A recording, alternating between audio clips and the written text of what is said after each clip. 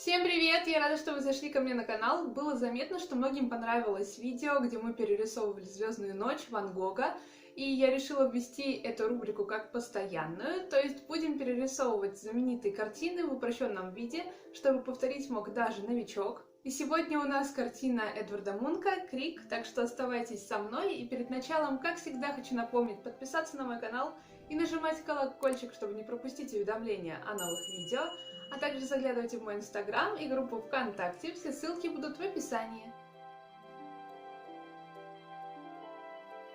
Для упрощения, так же как в уроке, где мы перерисовывали «Звездную ночь», я сделала сетку на бумаге.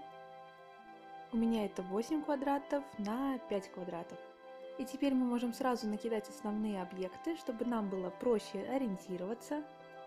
Кстати, если у вас есть черная бумага, то можете использовать ее, так как черного цвета в этой работе достаточно много.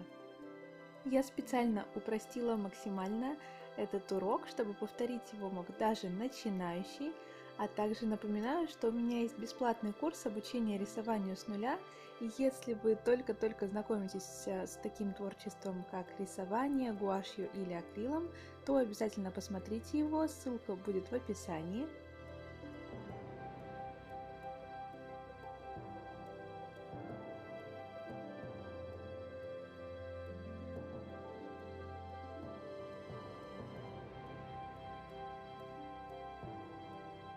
Все основные объекты у нас уже нанесены, так что можем приступать к раскрашиванию своего рода. Я использую синтетическую круглую кисть, размер 9. Начинаем сверху, там у нас небо.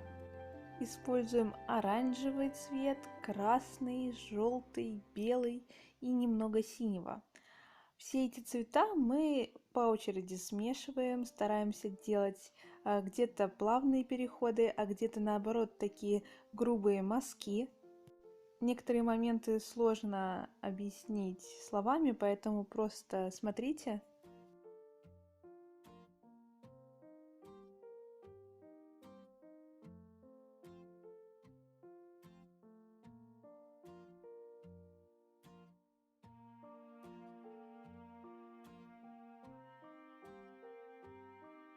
Сейчас уже нанесена основная масса такого оранжевого цвета в преимуществе.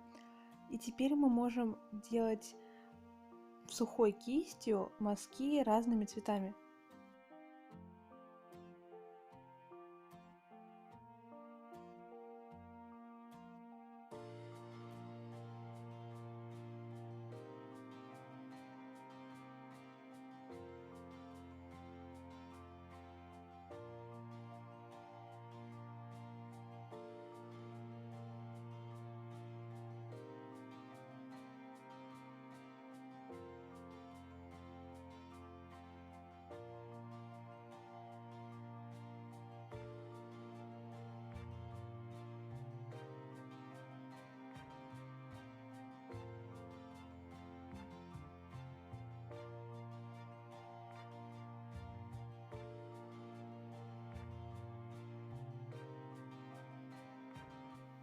На заднем плане там есть такие холмы и вообще очень большая часть, если вы посмотрите на рисунок в правом верхнем углу, она закрашена темно-синим цветом. Для этого можем смешать черную краску с синей и закрасить все это пространство. Также закрашивать его я буду в несколько слоев, поэтому вначале я и сказала, что в принципе вам подойдет и черная бумага, если она у вас есть.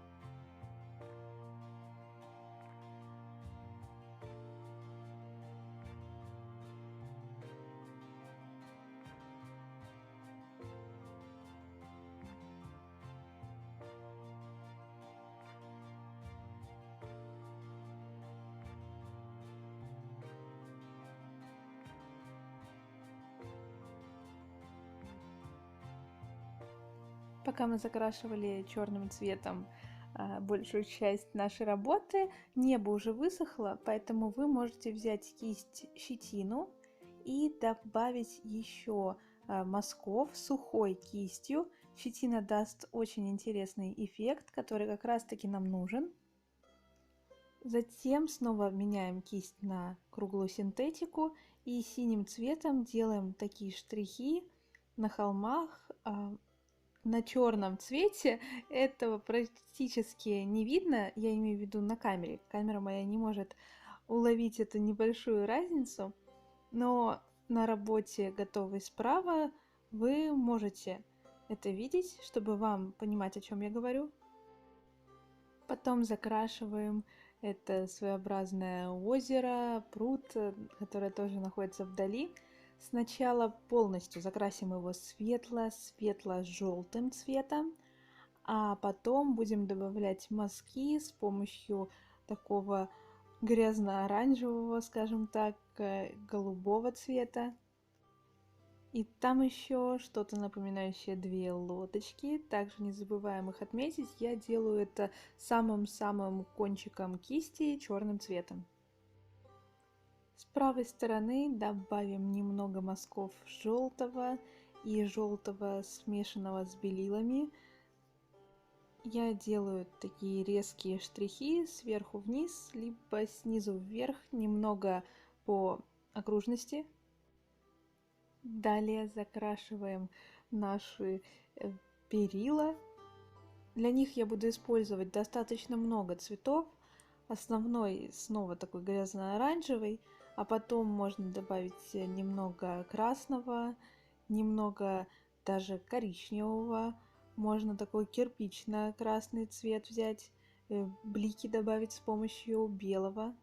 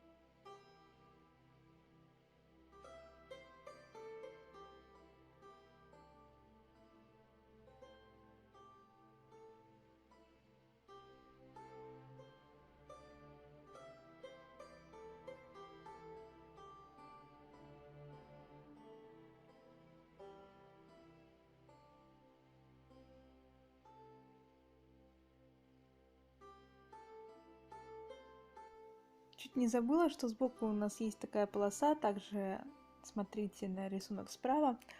Для нее я использую кирпично-красный, коричневый цвет и также добавляю сухой кистью, щетиной, мазков желтым, светло-желтым и белым.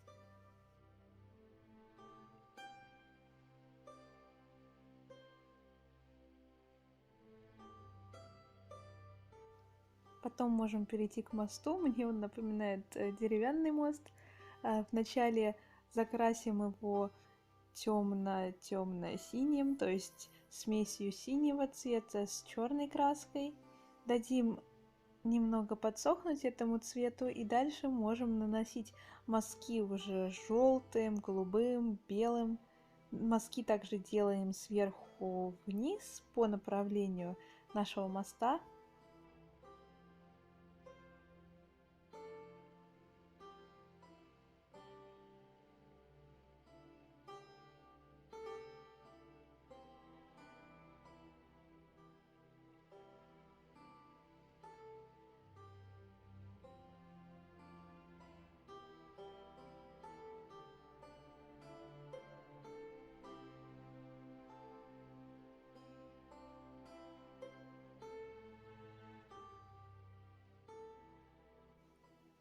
Перед тем, как перейти к главному персонажу нашей картины, мы нарисуем еще два силуэта с помощью черного цвета. Они на заднем плане. Я также закрашу их в несколько слоев.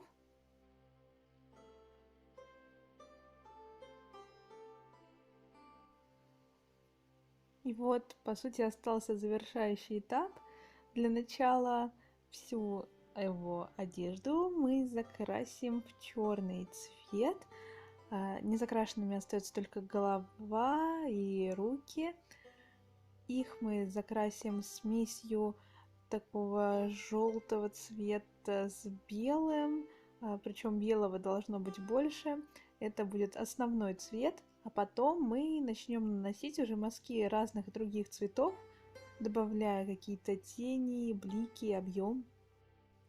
Кстати, для проработки лица вы можете взять кисточку поменьше размером, если вам так будет удобнее. Я просто здесь использовала самый-самый кончик кисти для прорисовки мелких объектов. Также, конечно, всю работу вы можете еще дополнять деталями. У меня это прям такой максимально упрощенный вариант.